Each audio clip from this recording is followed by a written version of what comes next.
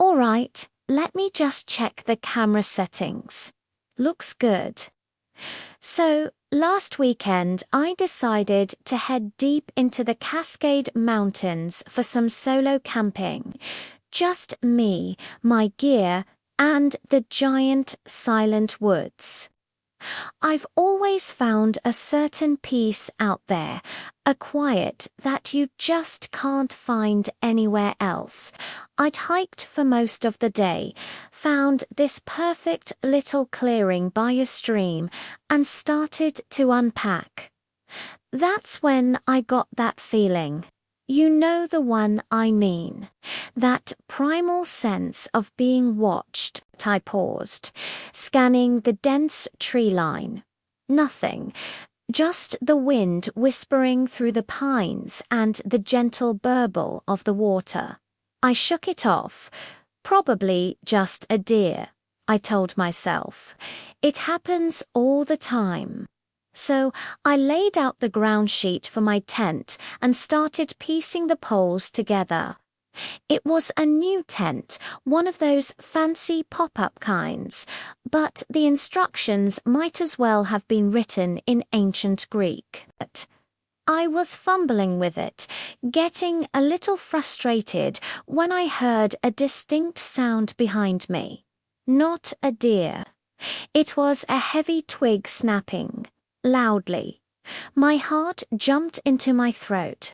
I slowly turned around, my hand instinctively reaching for the bear spray on my belt. And that's when I saw it. Standing about 50 yards away, partially hidden by a massive Douglas fir, was a figure. It was huge. Easily 8, maybe 9 feet tall, covered in dark, matted hair. It wasn't a bear. It was standing on 2 legs, perfectly still, just watching me. My mind was racing. Every story, every blurry photo I'd ever seen just flooded my brain. Bigfoot, it was real, and it was right there. I was frozen. Not with fear, strangely enough, but with pure, unadulterated awe. We just stared at each other for what felt like an eternity. It didn't seem aggressive. It just seemed curious. It cocked its head, its dark eyes fixed on the mess of tent poles and fabric at my feet. Then it did something I never would have expected. It took a slow, deliberate step forward, and then another. It was moving towards me. My hand was still on the bear spray, but I didn't feel threatened. It was more like watching a wild, cautious animal approaching something new. It stopped about 20 feet away. Its sheer size was just incredible. The air grew thick with a musky, earthy scent, like damp soil and wet fur. It let out a low guttural sound, almost like a soft grunt. It wasn't a growl, it was more like a question. Its gaze flickered from me to the jumbled tent parts, then back to me, and then it gestured with its massive hand, a sort of slow, sweeping motion towards the tent. It was like it was asking, "What are you doing?" I was so stunned, I could barely process it. This legendary creature of the forest seemed genuinely interested in my struggle with modern camping equipment. I swallowed hard, trying to find my voice. I'm trying to set up my tent, I stammered, feeling completely ridiculous. I pointed at the poles. It's new. The creature grunted again, a slightly different tone this time. It took another step closer, then crouched down, its movements surprisingly fluid for something so massive. It stared intently at the main hub where all the poles connected. It was like it was analyzing a puzzle. It was a moment of pure, surreal connection. Here I was, a guy from the city, getting camping advice from a Bigfoot. Slowly, carefully, I picked up one of the poles and tried to click it into the hub, fumbling with the mechanism. The creature watched my hands, its focus absolute. It then let out a short, huffing sound, almost like a sigh of impatience. Before I could react, it reached out its enormous, long-fingered hand. I flinched, but its touch was surprisingly gentle. It didn't grab the pole. Instead, it used one massive finger to lightly tap a specific spot on the plastic hub, right where a locking clip was hidden. It tapped it twice, then looked at me, and then back at the spot. It was showing me how it worked. My mind was completely blown. I looked where it had tapped, and sure enough, there was a small release button I had completely missed in the instructions. I pressed it, and with a satisfying asterisk, click asterisk, the pole locked perfectly into place. I stared at the creature, my mouth hanging open. It just blinked its dark, intelligent eyes at me.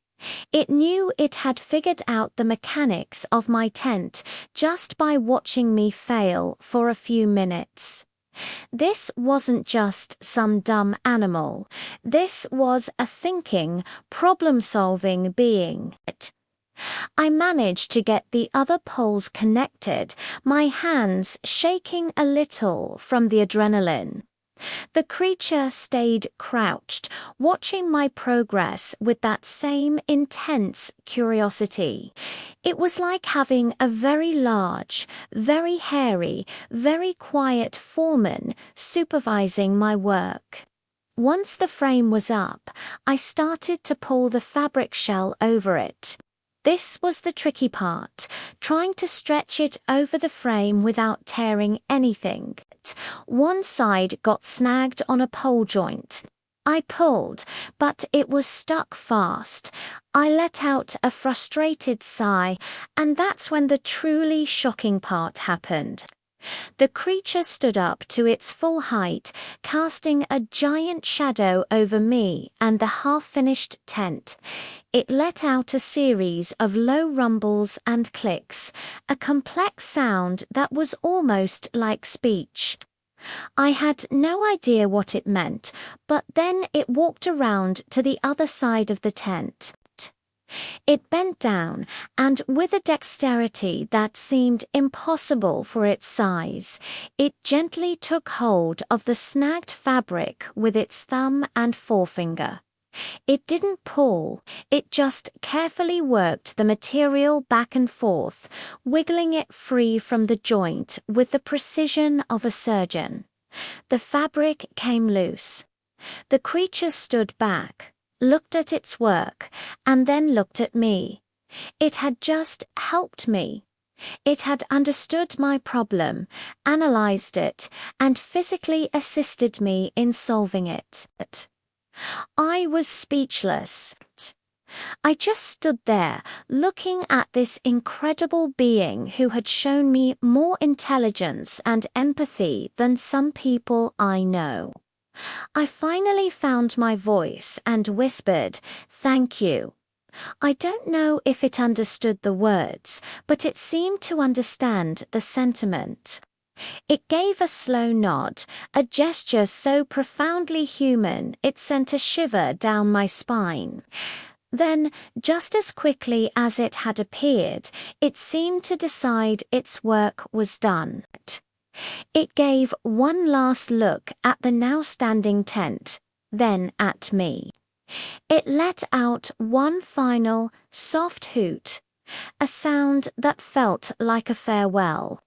It turned, and with a few long, silent strides, it melted back into the shadows of the forest.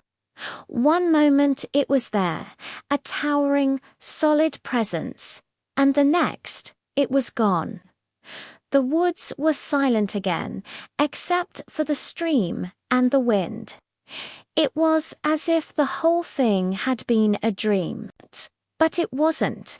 There, standing perfectly assembled in the clearing, was my tent, a silent testament to the most incredible encounter of my life. I never saw it again, but I'll never forget the day a curious Bigfoot decided to help a clumsy camper. It changed everything I thought I knew about the mysteries hidden in the wild. Thanks for sticking with me through that story. It's one I'll be telling for the rest of my life.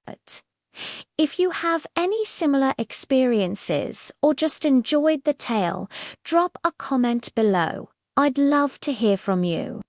And hey, if you want more adventures from the great outdoors, make sure to hit that subscribe button and turn on notifications. You never know what we might find out there. Thanks for watching and stay curious.